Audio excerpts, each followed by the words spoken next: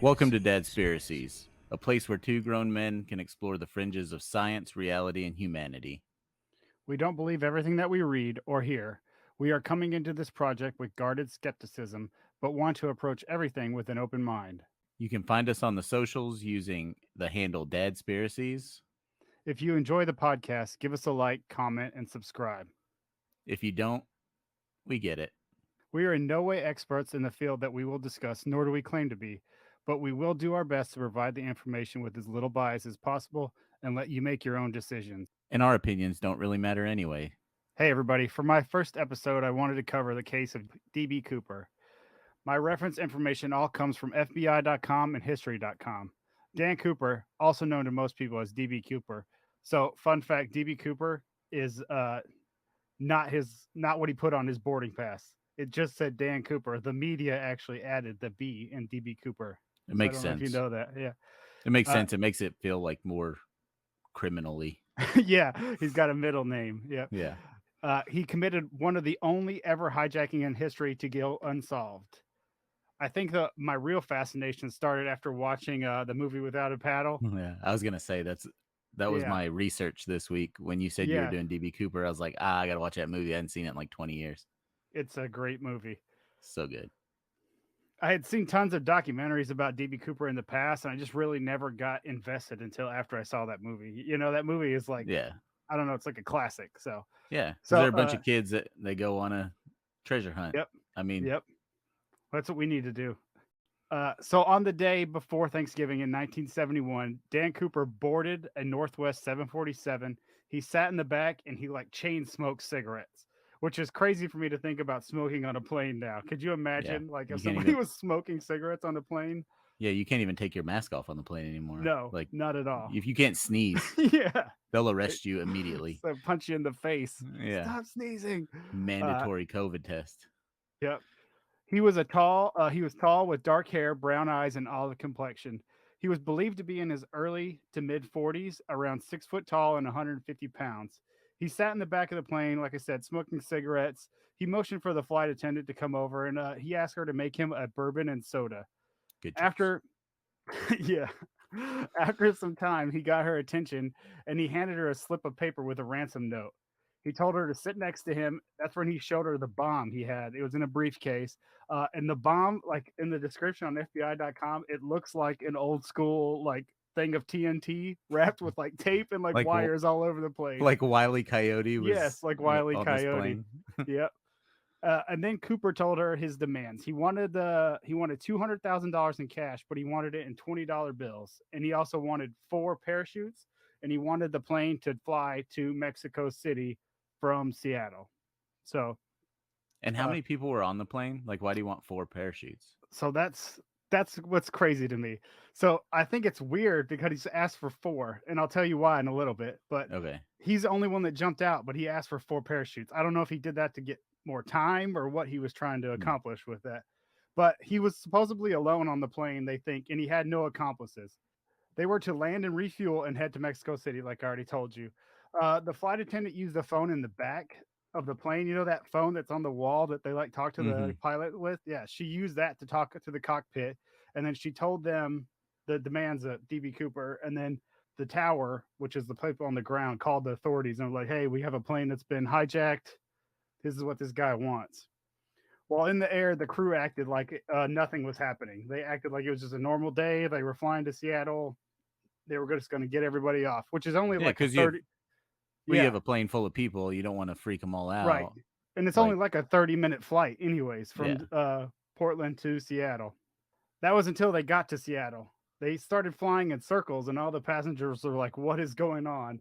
They literally flew for like I read like 4 hours. They were flying around, almost 4 hours, It's and crazy. all the people on the plane were like, "What's going on? What's going on?" So the flight attendants were like, "Oh, we have a maintenance issue. We want to burn off some fuel before we land, just in case we crash. Doesn't See, burn the plane hold up." on. Yeah, So I know every time that they're like, anytime they come on the radio and they're like, there's, we're having some issue with like a door screw or something. That's in my mind. I immediately go to somebody's on this plane, like we're about to be yeah, held hostage, yep. or like there is a major issue with the motor and they're not telling us.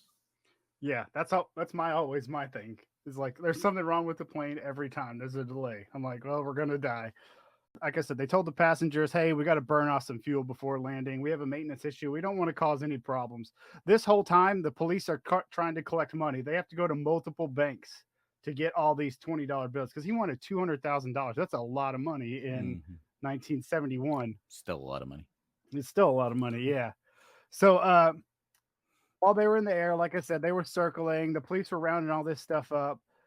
They got everything that he wanted, and then the plane landed, and all the passengers got off the plane like normal. They had no idea until after they got off the plane, and there was all these cops and all this camera people around as the plane landed.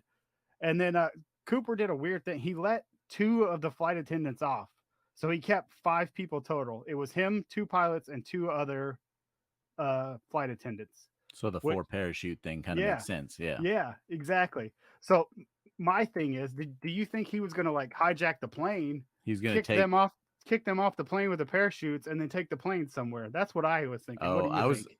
I was thinking he was gonna take three people hostage, leave the pilot, and Oh they were gonna yeah, jump out, and then the pilot would go on to wherever, but then he'd have hostages to like negotiate. right. Yeah, I don't know. So the FBI either believed that he was a skydiver or ex-military. That's like the number one thing that they did their like case profile. You know how they do like the profiles of Mm-hmm. hijackers or serial killers or whatever. They believe that he was probably ex-military and a parajumper. I only had one friend that was ever like in airborne that skydived like outside of being in airborne, and like they only used one parachute. He just had them. He said, "Bring me four parachutes." He didn't say what kind, what type, what style, anything, which is kind of crazy. He's Yeah. because usually the airborne guys they jump with a certain parachute and they know exactly how it works. So let me go off on a limb here. Yeah, What if he asked for four parachutes as like insurance, thinking, well, if I ask for one, they're gonna rig this parachute or something. they're But if gonna I fill it full of supplies. yeah, but if I ask for four, they're gonna think, well, he's got three hostages that he's gonna take with him. We can't screw with any of these parachutes because they gotta live. I don't know. I have no idea. But I think it's strange that the FBI like profiled him that way. Like how did they know that he was a paratrooper or he was even ex-military? What would make them think that? It's Besides his like physique, maybe because he was calm, 150 pounds, calm under confidence. pressure. Yeah. Like, Well, he wasn't too calm. He chain smoked cigarettes until they landed. Uh, so this whole time, the passengers had no idea, like I said, of the demands or even that there was a bomb on the plane. So that's what freaks me out is there's been a bomb on the plane this whole time. After the plane landed, it was refueled, which took several hours to take back off because the plane couldn't make it all the way to Mexico City on a single tank of gas, so or fuel or whatever you want to call it. So they had to like coordinate with DB Cooper in the plane from the ground, like, hey, we can't fly here, we can fly here. So they settled on flying to Reno, Nevada, and then they were going to go to Yuma, Arizona, and then they would fly on to Mexico City. This is where things get crazy. So they take back off, they start flying, everything's fine. And then DB told the flight attendant, like, hey, go up to the cockpit, close the door behind you, don't come out again. Stay in the cockpit. mm-hmm. She remembered looking back through the curtains, that curtain that's in first class. Yeah. Yeah, she looked through that curtain and she saw him standing up in the aisle. She didn't know what he was doing, but she assumed that he was putting on the parachute. Do we know how far into the flight? Because they're flying out of Seattle, They right? have no. It was like 30 minutes, less than 30 minutes when he told Because her. I feel like everything I've seen is they think he kind of where he jumped out of the plane was somewhere in like the Pacific Northwest. Yep, they didn't get anywhere close to Reno. It was like literally like they took off, they got to altitude, and then he jumped. Hmm. So they assumed that, like I said, she assumed he was putting on the parachute. So when she went to the cockpit, closed the door, and that's the last she ever saw of DB Cooper or anybody ever saw of DB Cooper. Hmm. The plane landed in Reno as planned. The stairs on the back of the plane were down when they landed in Reno, and that's how they knew he jumped because they wouldn't have known where he went if the stairs weren't left down. Hmm. So the only evidence that was left was the clip-on tie that he was wearing, about 8 cigarette butts, and a few strands of hair. And he took everything else with him. He took all the money, all the parachutes, the bomb, his ransom note. He took it all. He didn't leave anything but those few items behind. But I mean, those are pretty important items. Like, I guess they didn't have DNA testing back then. Not that I know. I don't think they ever tested his DNA. I couldn't find it. But I mean, like now, if you left those things, like if you left cigarette they'd know butts in a and day. hair, Yeah. they'd be like, "Oh, it was this dude. He lives here." Yep. In a day, they would know. They would be at your house before you got home. Yeah, exactly. They'd be knocking. So he jumped out of the plane, they assumed, in the middle of the night. The wind speeds were 200 miles an hour, and it was pouring down rain when he jumped. So the terrain would have been so complicated to jump out of. He was jumping into the forest with no lights, no landmarks that he could see. That we know of. Yeah, that we know of. It would have been like jumping into a box of like wooden daggers with a wet sheet as a parachute, because the parachute would have been ruined by the rain. There's no way it would have worked. He had all these things going against him, and he was still never seen again. Never found his body, never found anything, but one thing, which I'm about to get to. So there were over 800 leads in the DB Cooper case, and the FBI quickly began to comb through them.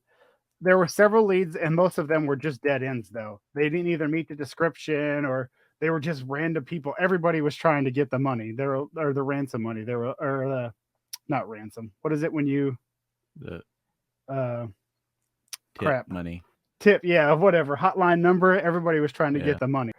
2 hours later. Reward money. So there was several individuals in the area, though, that stood out.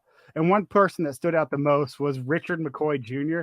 He basically committed the exact same thing that DB Cooper did, except for he asked for $500,000 for parachutes and jumped out just like DB Cooper, except for he was caught really quick. They caught him like the next day. When did that happen?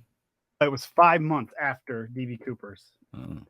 So he was sentenced to 45 years in prison. And while he was in prison, he actually planned like this great escape. He convinced a whole bunch of other inmates to like break out through the laundry room, and then they were headed down south. They ended up getting in a gunfight though, and they were shot and killed by the police. So see, I don't think he could be DB Cooper. No, DB Cooper's a winner. Yeah, exactly. And he didn't meet the description.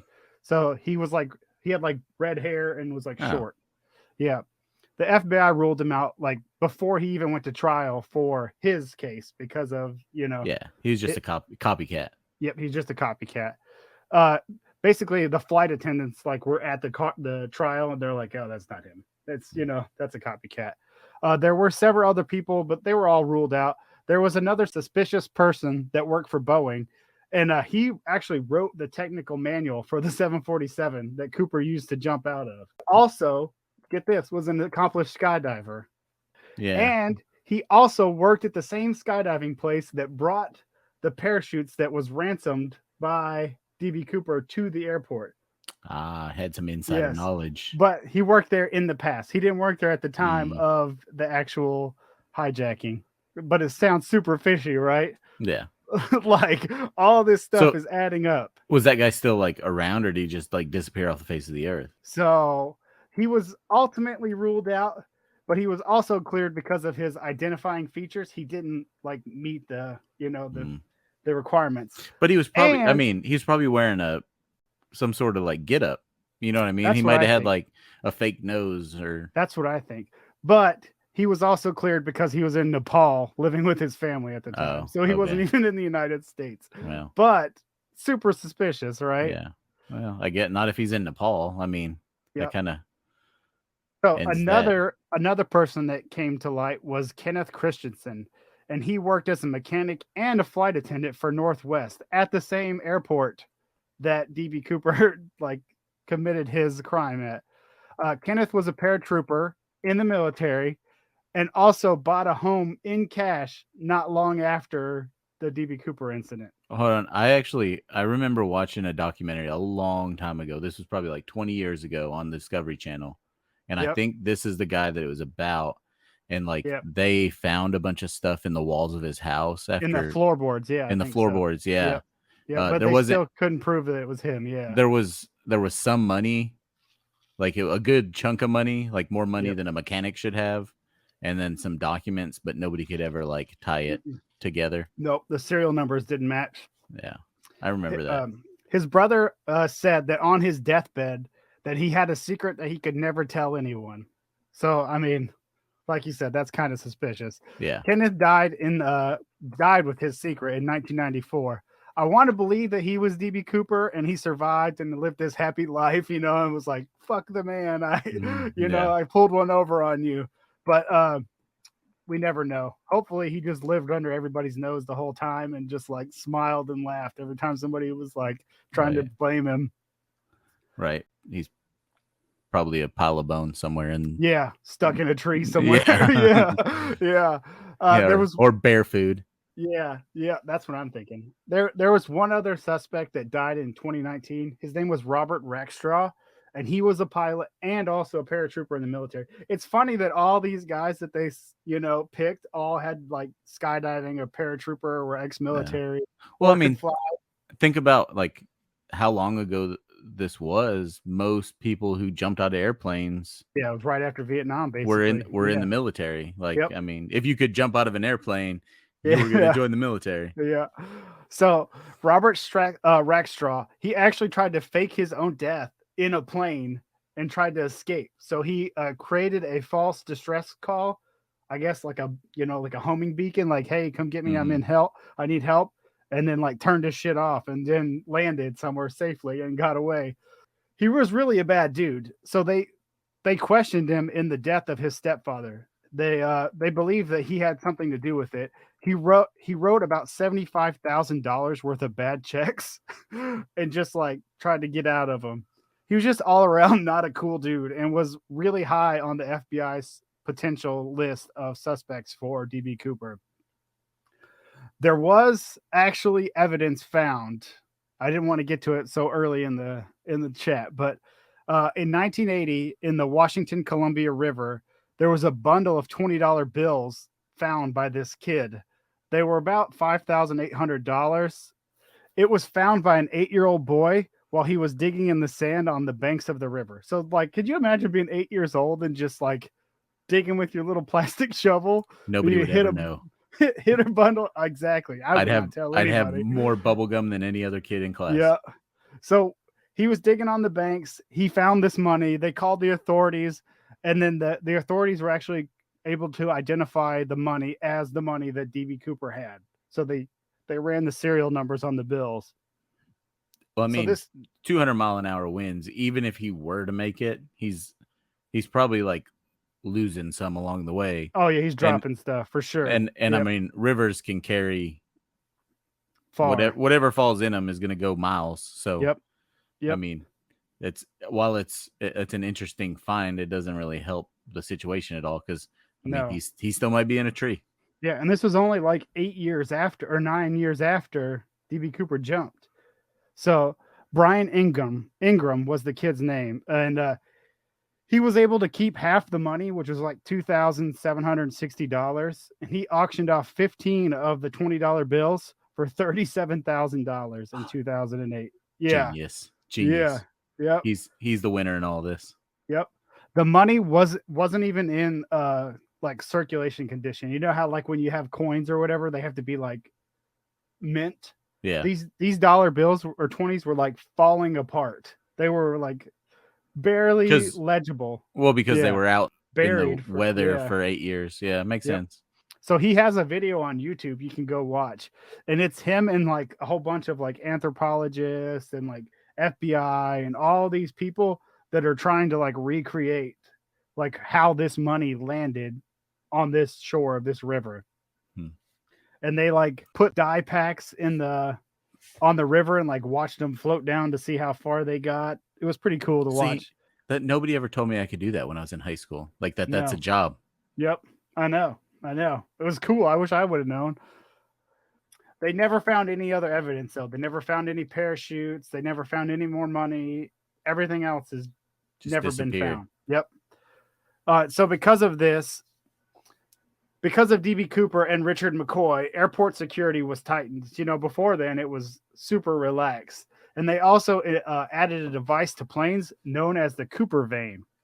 It's named after Dan Cooper, of course. The Cooper vane basically keeps the plane from opening when it's in the air. So it's the pilots have like a switch or a button or something that they can push, and it like mechanically locks the door. Like even the emergency exits and stuff. Yep, even the emergency exits. Well, man, I don't ever want to fly again. Yeah, sorry to burst everybody's bubble, but you can't open the plane like in the movies and just jump out. Not it that doesn't work like not that I would want to open the plane and Yeah. jump out, but it's always like when I get onto a plane, I'm like, all right, what are my exit options if it goes south? Yeah, if shit goes Yeah. bad, where am I going? Yep. So when I was on a plane coming back from Korea, I was coming back and I was like sitting, the seat kind of next to the emergency exit. And there was this little kid. He probably was like 4 years old. That red handle? He just was like yanking that thing up. And I was like freaking out. So I like hit the call button for the flight attendant, and she came over and I was like, hey, this kid keeps opening this damn door. Are we going to get sucked out of this plane? And she's like, no, she said you couldn't even push the door open anyways. She said because of the wind speed, the door is like vacuum sealed shut. Did you say, okay, I'll take vodka soda and some peanuts? Yeah, yeah, bourbon soda and $200,000, please, and four parachutes. Oh, could you imagine now? Like that wouldn't even work now because now they have marshals on the planes, right? Like supposedly. Yeah, well, I mean, you've seen it happen where like somebody's lost it mid-flight and they get tased, Don't tase me, bro. So the FBI has closed DB Cooper's case officially. It's no longer open. They just said that, hey, our manpower is being wasted on this. They presume him to be dead if he, either died of natural causes and escaped or died while later falling on out of the plane. Yeah, or died later on. Yeah, later on down the line. Yeah. In 2019, Rick Shaw died, and I'm pretty sure like the main hunt for DB Cooper died with him. He was like the last guy that could possibly be DB Cooper alive, and when he died, everybody else was like, well, there's nobody else. I don't know if they ever DNA tested any of these guys, and so this brings me back to your theory. I think that he probably dyed his hair with like shoe polish or something like that. Probably. So that he could not be recognized. I mean, if you're going to all this time to plan this huge thing, I would change the way I looked for the crime. Yeah, that's why I like this one as our first podcast case, is because it's like it was not solved. It's probably not ever going to be solved. Yep. It's one of those things that he got away with it. Now, whether he got away with it for 2 seconds until he smacked into a tree on his way down, or for 40 years and he died an old man, in his retirement 80s. home in 80s. like Cabo, he got away. Yep. And so it's not even so much a conspiracy theory as it is it is as close as you can get to like the perfect crime that we know about, right? Yep. Nobody was hurt. Well, he might have been hurt, but he didn't hurt anybody. Might have hurt a tree or two on his way down. Yeah. Nobody died. So yeah, it's a good one.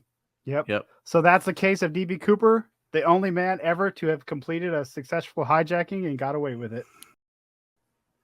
Is that it? All right. Yeah. I think that was good. I think we did okay.